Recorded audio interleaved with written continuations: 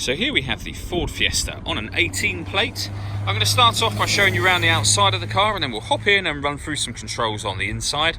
But from the outside you can see it's a 5-door car with alloy wheels. Let's start off inside the boot and then work our way around the rest of the car from there. So as we approach the boot, you're going to see that we've got plenty of space there, along with that 60/40 split folding rear seat should you wish to increase that space even further. Okay, so we're just going to work our way back round to the front of the car, and then we'll hop in and run through some controls on the inside. But now that we've done a full circle of it, you can see it's in fantastic condition the whole way round. Just briefly before we climb in, I think as well as see the interior from this exterior point of view, there's plenty to run through on the dashboard, so let's hop in and we'll do that right now. Okay, so now that we're inside the car, we're going to start with the dials. On the left-hand side, we have the rev counter, and on the right-hand side, the speedometer.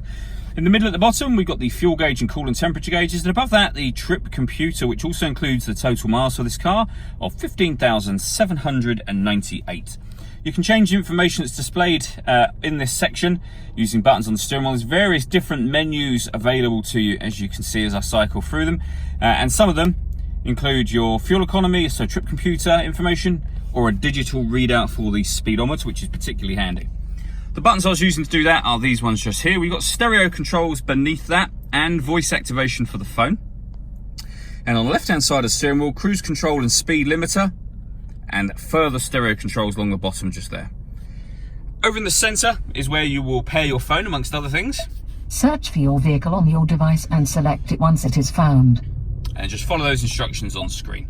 When it comes to music in this car, we've got AM, FM and DAB radio. We have Bluetooth audio, so once you pair your phone, you can obviously make and receive phone calls, but you'll also be able to stream your music wirelessly as well. And then on top of that, this car's got 2 separate USB inputs, so you can connect devices up to those, and we'll have 2 extra boxes appearing up on this screen just here. And then that's back to the home screen again. Working our way down, we have the air conditioning for the car. So fan speed, temperature, direction of the air. That button turns the air conditioning off, in this case back on again. This one will recirculate the air that's in the car. That's a great way of heating it up or cooling it down quickly depending on the temperature you've set here.